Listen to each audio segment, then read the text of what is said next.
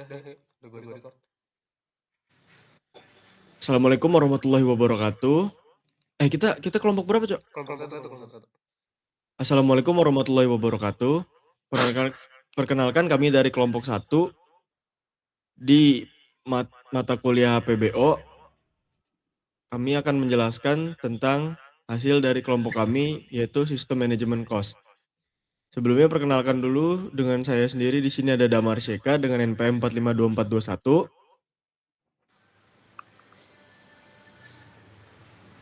Mana? 4521 berapa? Ulang. Iya anjing, lupa. Habis Damar siapa, Chan? Lu dulu apa gue dulu? Ya udah gue deh. Ya udah. Assalamualaikum warahmatullahi wabarakatuh. Perkenalkan, kami dari kelompok 1 di mata kuliah Analisis Perancangan Berorientasi Objek atau PBO. Pada kesempatan kali ini kami akan menjelaskan tentang proyek kami, yaitu Sistem Manajemen Cost. Pertama-tama sebelumnya perkenalkan dulu dengan diri saya sendiri. Di sini ada Damar Syeka dengan NPM 452421 0023. Saya Chandra Fahmi Tobing dengan NPM 4524210022. Saya Andika Prasetyo dengan NPM 4524210013. Baik, kita langsung masuk ke page awal, yaitu sasaran pengguna aktor. Aktor-aktor yang di sini tuh terdiri dari 3 aktor, yaitu owner, penjaga atau admin kos, dan penghuni atau penyewa. Owner merupakan pemilik bisnis yang mungkin tidak selalu berada di kos.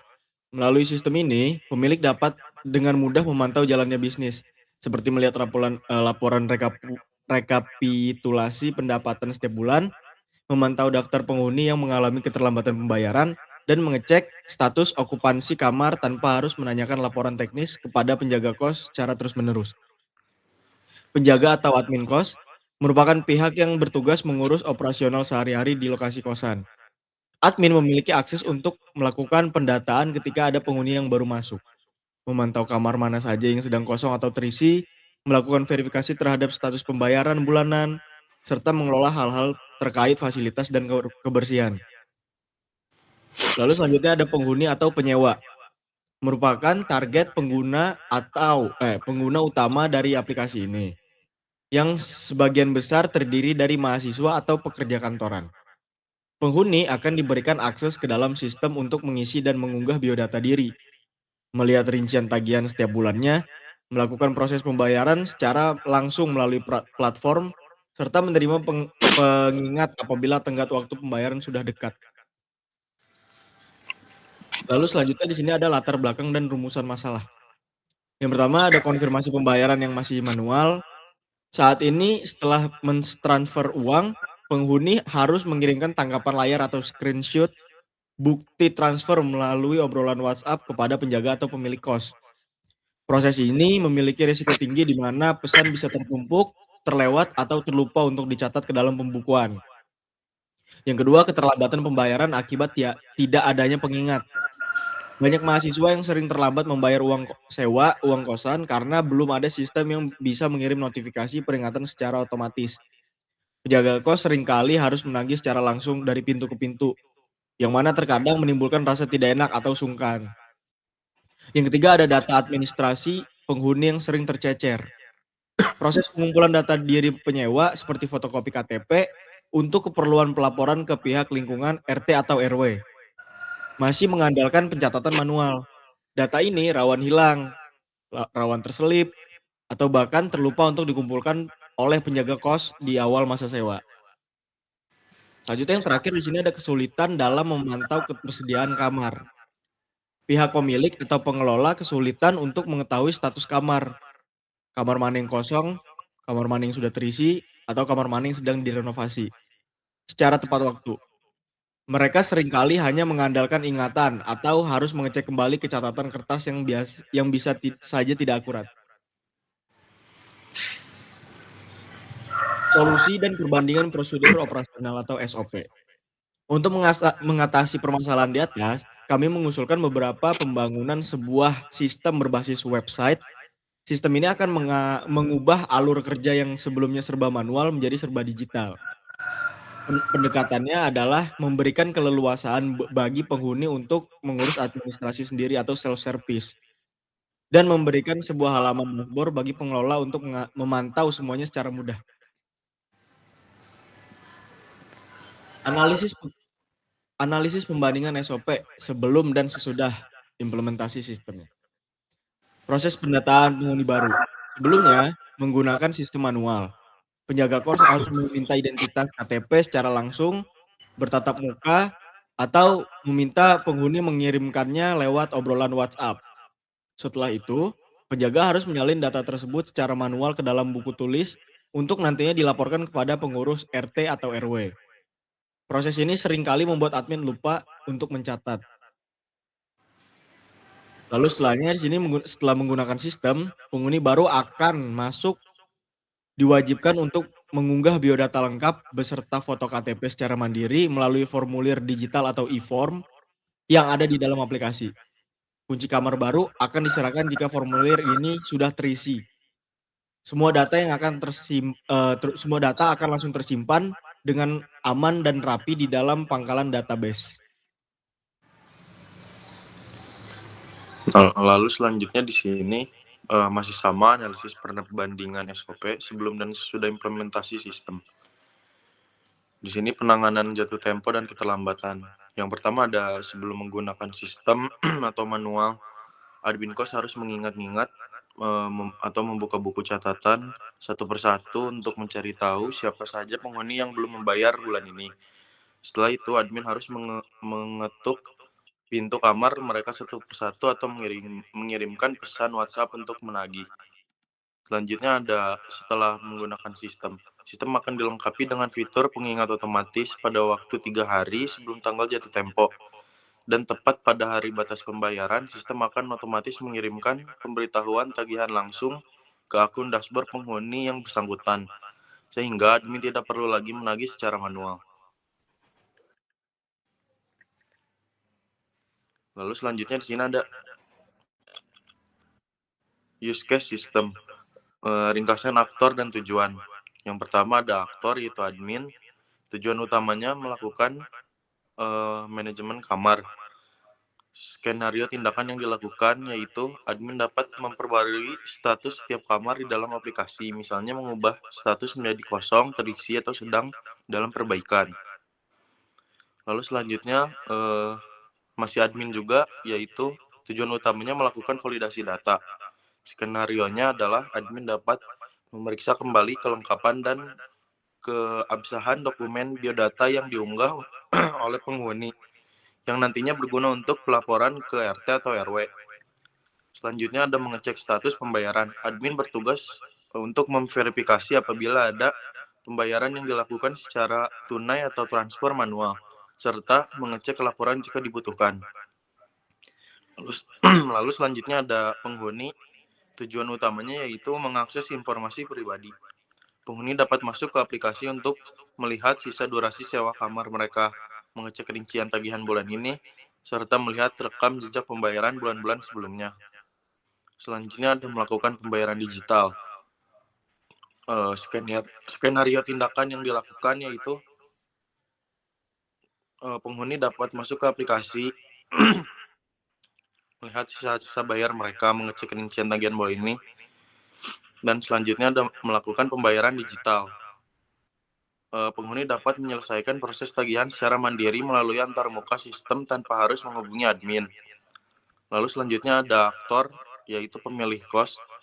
Pemilik kos, tujuan utamanya yaitu memantau kondisi bisnis. Pemilik dapat masuk ke sistem untuk melihat reputasi total pendapatan bulanan secara transparan dan mengecek data penghuni mana saja yang sedang menunggak pembayaran. Oke, selanjutnya ada diagram use case sistem manajemen kos. Jadi role yang pertama kita admin atau penjaga kos yang tugasnya itu mendaftarkan akun penghuni baru yang include melengkapi biodata, upload KTP, dan melengkapi data diri. Lalu ada juga mengelola status kamar, memvalidasi data RT atau RW, lalu verifikasi pembayaran manual.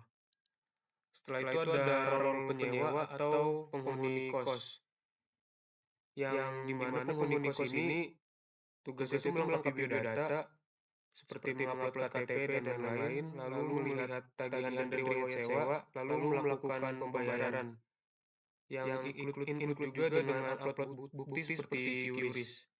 Lalu ada role owner atau pemilik kos yang tugasnya itu melihat rekap pendapatan bulanan dan juga memantau laporan keterlambatan pembayaran.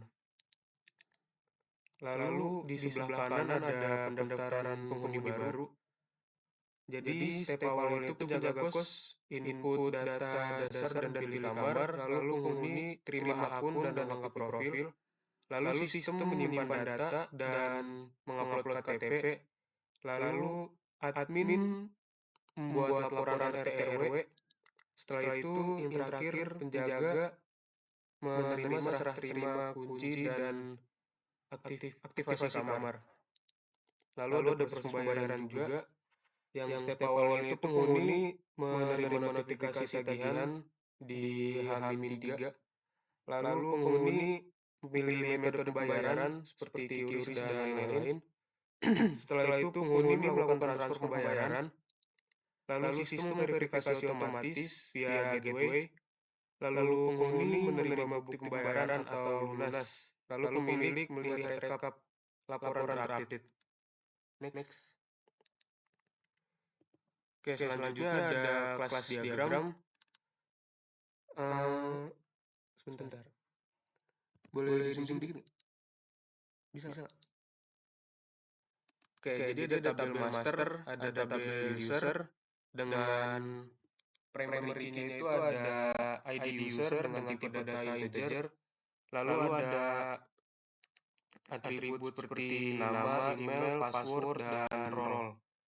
Lalu ada tabel master penghuni juga dengan primary key itu ID penghuni dengan tipe datanya integer. Lalu ada ID user yang diambil dari tabel master user yang sifatnya itu foreign key.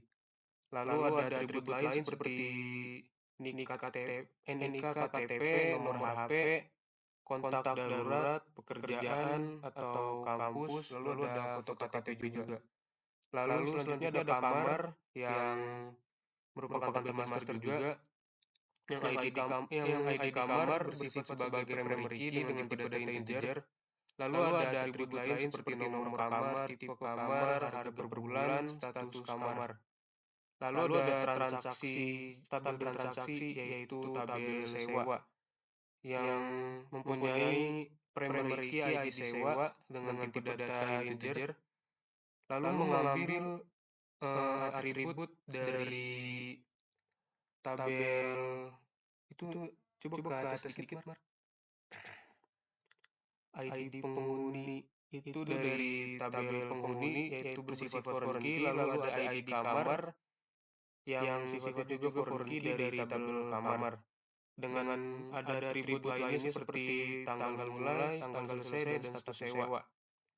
Lalu ada tabel transaksi tagihan yang dimana ID tagihan itu menjadi primary key-nya dengan ID sewa menjadi foreign key yang diambil dari tabel sewa. Lalu ada atribut lain seperti periode bulan, periode tahun, nominal, tanggal jatuh tempo, status tagihan. Lalu di bawah ada tabel transaksi pembayaran dengan ID pembayaran sebagai primary key dan ID tagihan itu sebagai foreign key yang diambil dari tabel tagihan dengan atribut lain seperti tanggal bayar, metode bayar, bukti transfer, dan status validasi.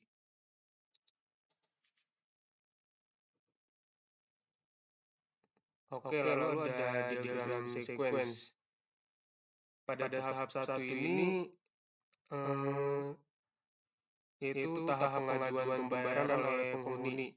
Yang langkah pertamanya itu membuka halaman tagihan, penghuni login ke aplikasi lalu membuka menu tagihan untuk melihat rincian pembayaran yang harus diselesaikan.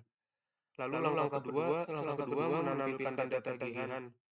Aplikasi meminta data tagihan kepada sistem, selanjutnya sistem mengambil data dari database dan menampilkan tagihan milik penghuni yang masih berstatus belum lunas. Next.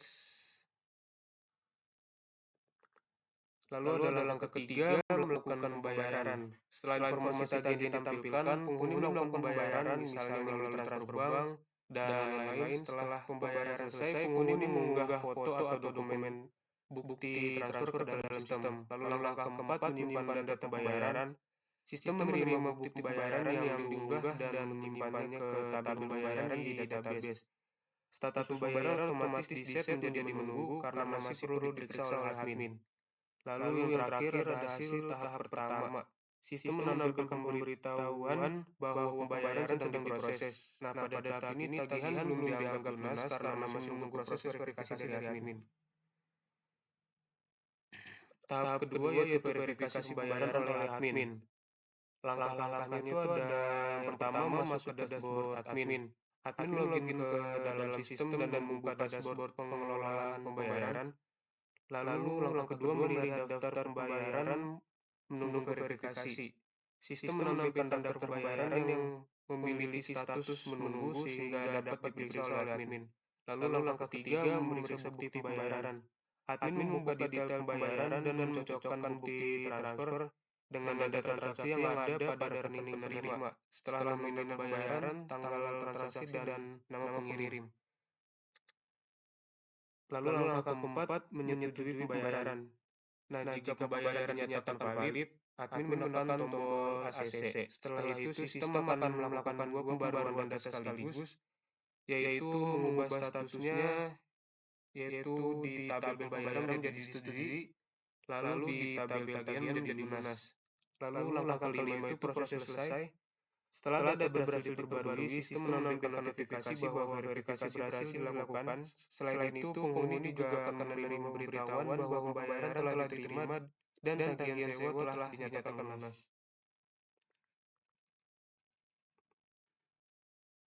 Lalu ada diagram state, yaitu yang pertama ada status belum lunas, yang merupakan kondisi awal ketika sistem membuat tagihan baru untuk penghuni. Yang memicu masuk ke status ini dan karakteristik status. Lalu yang kedua, status menunggu verifikasi atau pending verification, yaitu yang memicu perubahan status dan karakteristik statusnya itu selama proses verifikasi berlangsung, penghuni tidak dapat mengunggah bukti pembayaran. Jadi data admin pembayaran akan masuk ke daftar pemeriksaan yang dapat dilihat oleh admin. Next. Lalu ada status lunas atau paid. Status lunas menandakan bahwa pembayaran telah berhasil diverifikasi dan diterima oleh admin. Pemicunya itu status berubah menjadi lunas ketika admin memeriksa bukti pembayaran dan menyetujuinya melalui sistem. Lalu karakteristik statusnya itu setelah tagihan berstatus lunas, proses pembayaran dianggap selesai. Data pembayaran akan disimpan sebagai riwayat transaksi dan sistem tidak akan lagi mengirimkan pengingat pembayaran untuk tagihan tersebut. Yang keempat ada status terlambat. Yang memicu perubahan itu status dapat terjadi dalam kondisi seperti penghuni belum mengunggah bukti pembayaran hingga melewati tanggal jatuh tempo, lalu bukti pembayaran ditolak oleh admin setelah tanggal jatuh tempo karena data yang dikirim tidak sesuai atau tidak valid. Karakteristik statusnya itu ketika tagihan berstatus terlambat, sistem akan memberikan tanda khusus pada dashboard penghuni dan mengirimkan notifikasi pengingat secara berkala agar pembayaran agar diselesaikan. Lalu proses pemulihan dari status terlambat. Pemicunya itu penghuni melakukan pembayaran ulang dan mengunggah bukti pembayaran yang baru. Nah, karakteristik prosesnya itu setelah bukti pembayaran baru dikirim, status tagihan akan kembali menjadi menunggu verifikasi. Selanjutnya admin dapat melakukan pemeriksaan ulang hingga pembayaran dinyatakan lunas. Next. Oke, di sini ada wireframe halaman login yang nama sistemnya itu boncos. Nah, di halaman login ini tuh ada tiga role yaitu penghuni, penjaga kos dan pemilik dengan memasukkan alamat email dan password. Next. Lalu ada halaman register yang ada 3 step, yaitu ada pertama data pribadi, dokumen dan info dan pilih kamar. Seperti mengisi nama lengkap, alamat email, nomor HP, password, konfirmasi password, dan lain sebagainya. Lalu ada halaman dashboard pengunjung. Nah, halaman dashboard pengunjung ini tuh ada di sebelah kiri itu ada menu dashboard, cari kamar saya, tagihan, pembayaran, notifikasi, profile, dan logout. Lalu ada statistik penghuni juga, ada quick action-nya juga, seperti bayar tagihan, lihat invoice, dan hubungi penjaga kos. Baru ada notifikasi terbaru, seperti pengingat tempo, pengumuman dari penjaga kos, konfirmasi pembayaran. Lalu di bawah juga ada riwayat pembayaran juga. Langsung next aja. Lalu ada wireframe dashboard admin. Di sidebar-nya itu ada menu dashboard, manajemen kamar, verifikasi pembayaran, validasi RT/RW, serah terima kunci, pengumuman profil dan logout. Dan di halaman utamanya itu ada statistik kos yang berbentuk grafik gitu. Lalu ada penghuni baru atau pendaftaran terbaru. Lalu ada quick action juga seperti tambah penghuni baru, verifikasi dan lain-lain, dan juga ada menunggu pembayaran, menunggu konfirmasi pembayaran. Next. Lalu ada halaman dashboard pemilik atau owner. Di sidebar sebelah kiri itu ada menu dashboard, rekap pendataan, monitoring pembayaran, kamar, laporan, profil dan logout. Di menu utamanya itu ada ringkasan pendapatan, lalu ada grafik pendapatan juga, lalu bisa monitoring pembayaran, lalu ada menu laporan juga, laporan bulanan yang tersedia. Oke, next. Oke, target hasil akhir yang diharapkan itu yang pertama bagi pihak admin atau pengelola. Sistem ini tuh sangat diharapkan mampu menghilangkan beban berat terkait pembayaran yang harus dilakukan dari kamar, serta minimalisir kesalahan atau kehilangan data dalam proses catatan administrasi. Lalu bagi pihak penghuni, sistem ini juga bertujuan untuk memberikan pengalaman yang lebih modern dan praktis, sehingga penghuni dapat melakukan pembayaran dengan lancar, memiliki rekam jejak keuangan yang terdata dengan rapi, dan mendapatkan transparansi tagihan. Bagi pemilik kos juga melalui implementasi sistem ini pemilik kos akan mendapatkan akses terhadap laporan keuangan dan tingkat hunian bulanan yang sangat akurat, berjalan secara otomatis dan memiliki tingkat kesalahan atau human error yang sangat minim. Oke, sekian dari kelompok kami. Kurang lebihnya mohon maaf. Terima kasih.